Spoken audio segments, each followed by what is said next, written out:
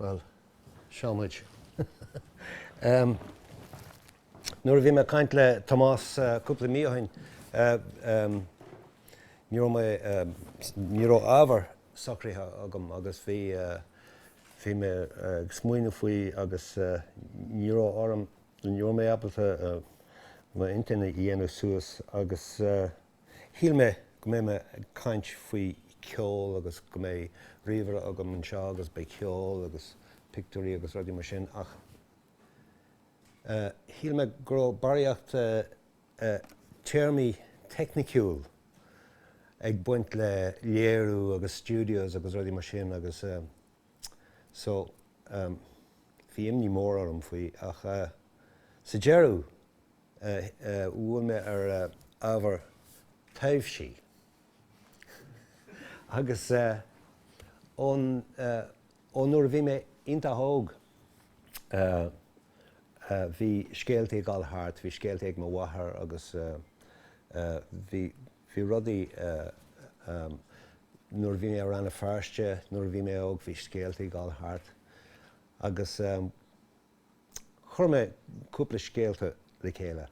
Ach ar dús sin hí mé píosa ceol éagsúil, seo píosa ceol a bhí á cheannim ag Mosaic sin grúpa le Andy Irvine, Bruce Molsky, Renz van der Zalm agus Nicola Parov. Agus tan píosa seo ó Bulgaria agus tugtar Suleimanovo Horo air. So bunne me trí las anyway.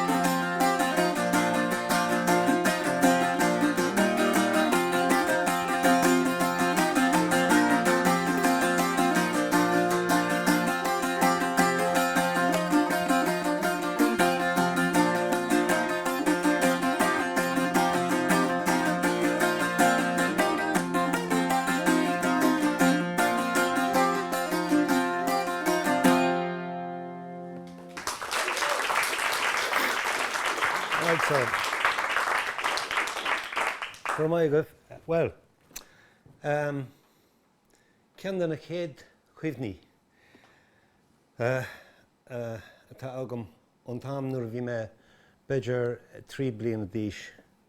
Bhí me i mo lí, i mo leabaí, suas ar baireatí agus bhí sé beidir cúig clog ar maidin agus bhí sé inta ciúin agus bhí gach duine in na calú. Agus chula me coscéim ar an staire tíomh muid an doras. Agus déist me agus chula me cean eile. Agus bhí sé teacht suas an staire agus bhí sé ag ardú agus tháinig sé níos agus stop sé tíomh muid an doras. Agus bhí mis sé san ghaimí. Má chrí ag stopú.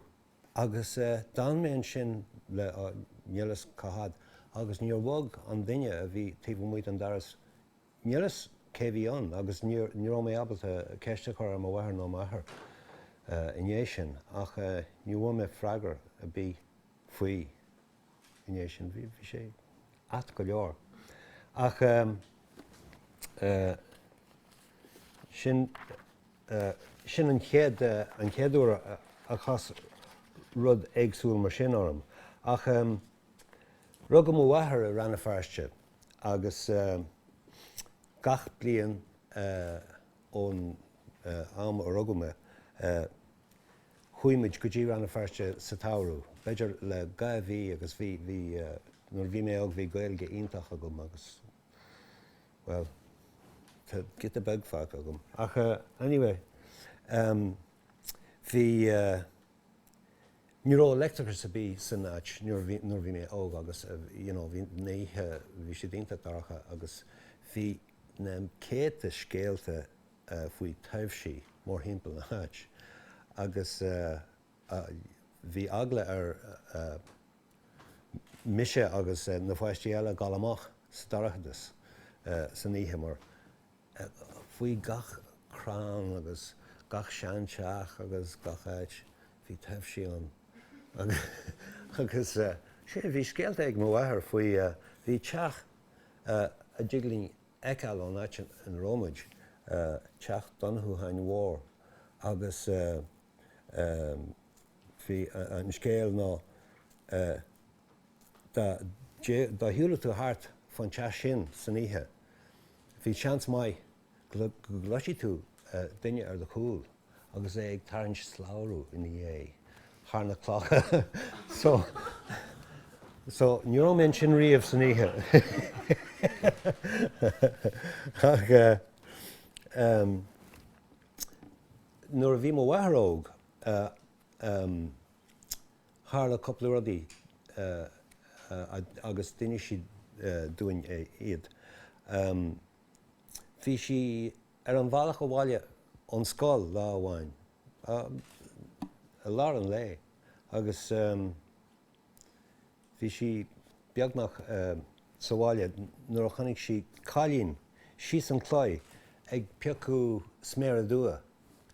Agus aníor thug si ardmór ar an ruda ach go bhhaca si go raibh an cholaí céine ag an cailín agus a bhí orthaí agus an ribín céine ina grúig agus híl si gur í féin a bhí an agus sin sort doppelganger nó fetch a tugtar an rud sin. Ach tharla sin do mo bhhathar mór fasta, de bhhathar mo bhhathar.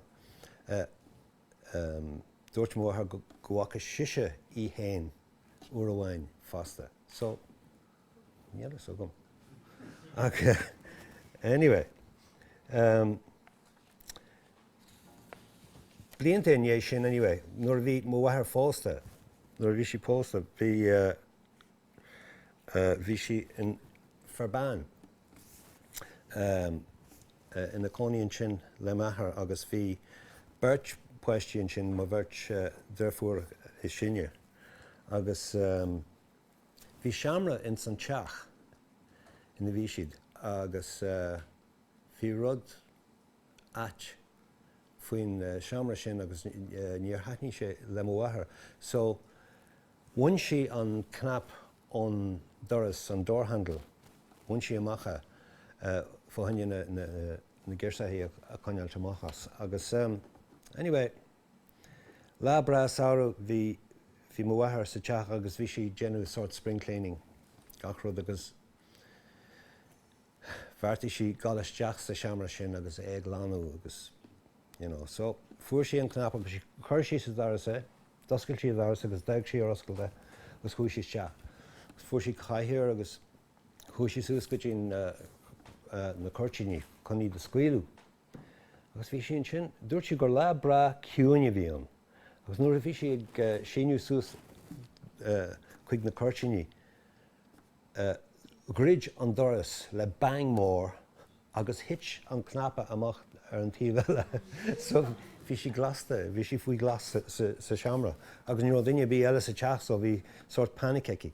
Ach doscail si an inne anyway, agus gitte síos bhí cúpla fear ag obair san ghort hí san sin agus scart si amach agus tháinig fear acu agus lig sé amachí. Agus inné sin dúirt cósan le gur blianta raibh sin bhí ministéir ina choní sa teach agus gur thóg sé a híl hain in san seamra sin. So sin an scéal. Ach blian go inné sin bhí si den sin go fáil agus tróna amháin a bhí sé géirí daratha agus tháinig ban a bhí ina choní síos an ród gite tháinig si níos chun scarta seathar má bhhar fanne cop an té agus cáint nó rud a bí. Ach nuair tháinig si isteach híl má bhhar go rud éigean contrailte agus mar bhí crut at ar an ban agus dír séir hí agus dúirt an ban le nuair a bhí si ag teachtasteach tríd an Porsche-bag a bhí ar an teach idir an doras bhfuil rud éigean a chos agus ag dul amach agus dúirt si agus tháinig si gírie an mhór ag rith amach as an teach ach níocha mo bhathirí an rud seo. Ach so tháinig an gírie ón chisteann ina bhí mo bhathair. Ach sílam hain go raibh an gírie an sin a bhád raibh sin agus go bhhacha an ministéir an gírie fasta. Ach sin mo scéal. Sin mo theory, yeah. Ach bhí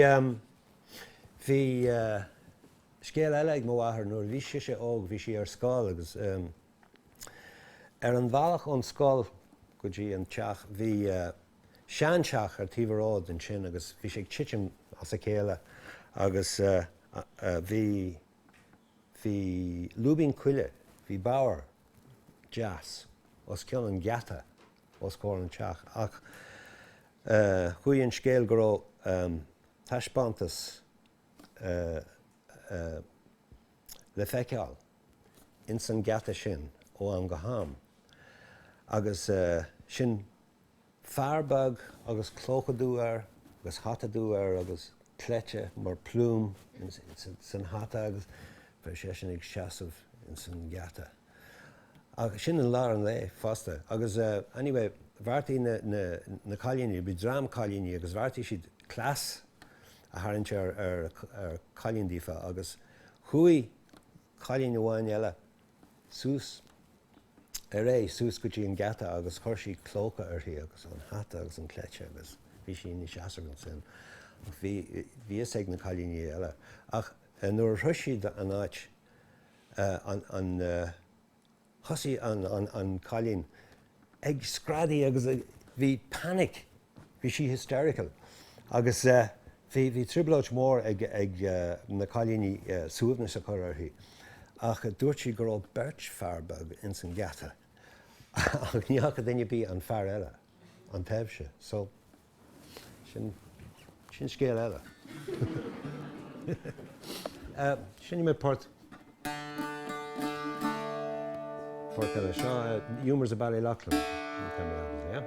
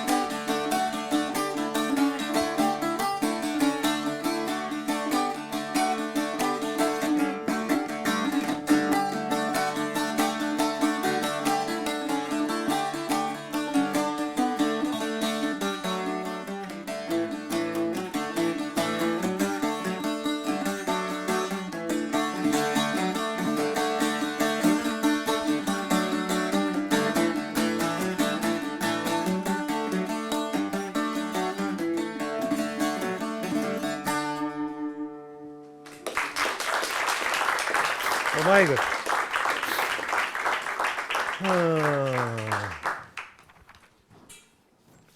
Nish.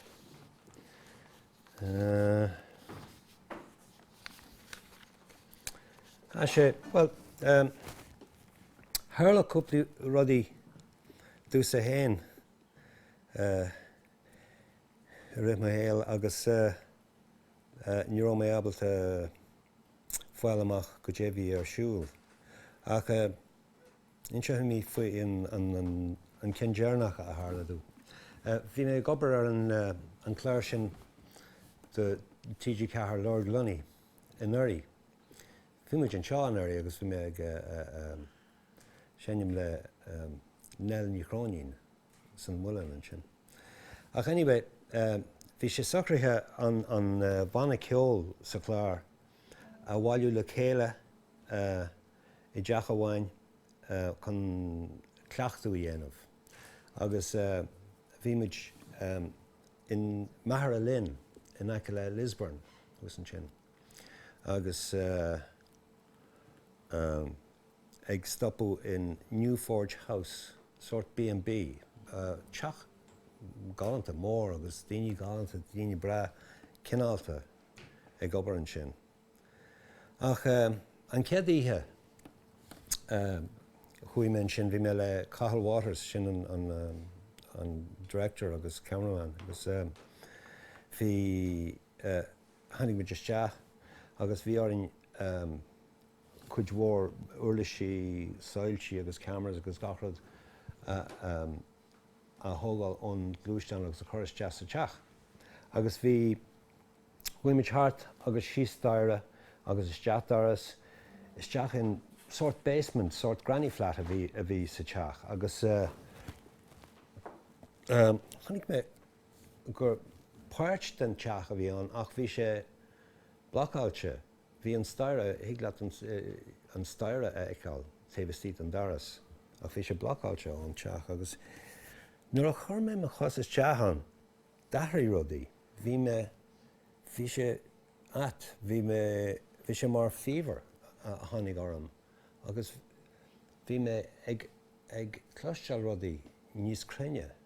Agus bhí na sáilsí, an nírósa an cinse róisi de gahrú. Ach fuair me waithí mé rudéigen an táim sin. Anyway, bhí mé ag obair hústáire agus sin bin an náit ar chuine siad an equipment agus tháinig sí síos an sin fáinne cop an té or an is agus a rééis rudí mar sin. Ach cúpla le ané sin bhí mé híos sa seamar sin a rééis agus waithí mé na sáilsí bhí siad a gáil suas agus si gealú agus gáil síos leofa féin agus bhain me tríolas an switch, bhí dimmer ar an switch agus bhí rud ag an consolte leis agus bhain me iirecht iad chur síos nó suas ach ní raibh effecta bíon.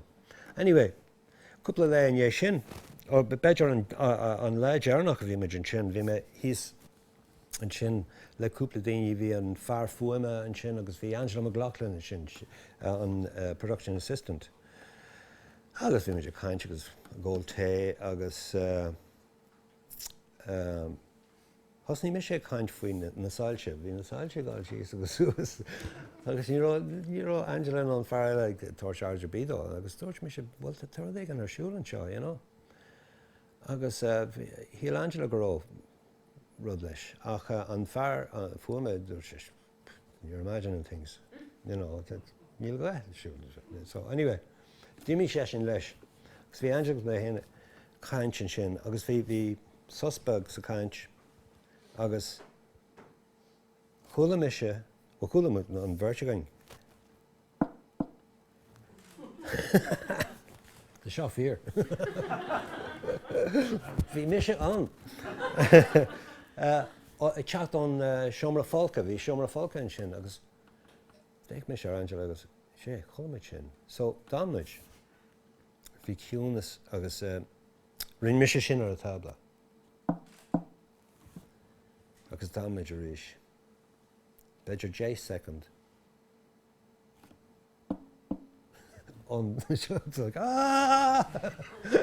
So tragar me sé a ríis. So lag, ísio, bhí sé inta mar sin, agus an tríú úr a chulamuide dagmuid an sáil si agus go darthad I gceart. Ba bhhailm gal ar aisin sin, chun é check an amach. Níor chuir mé teas a seomra fáilce agus níor chuir mé ar aisin sin san rag mé áit. Ach ba bhhailm gal ar aisin sin fan é Ceol nó Ceol. Ach tásúla go gréideann sin mé. Okay, well, Cuimhní me le órán. Cai me túna bhí ar seo. Ach tá cnag san órán seo fasta.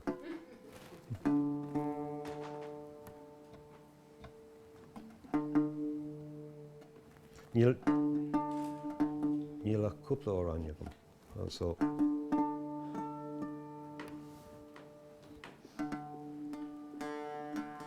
seo cúna. Mas mín libh ceol. Brad libh.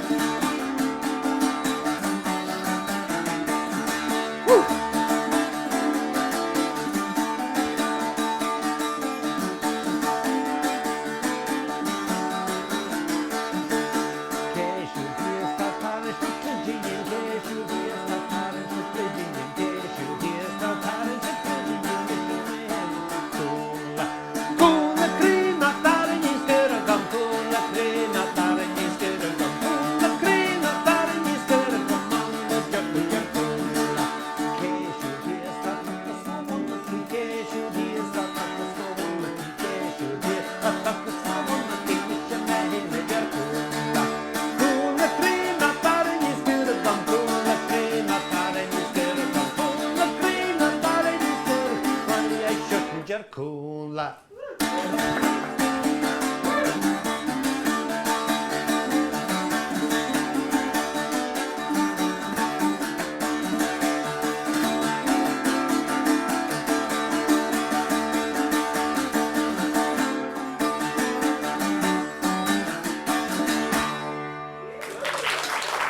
Mil maigan.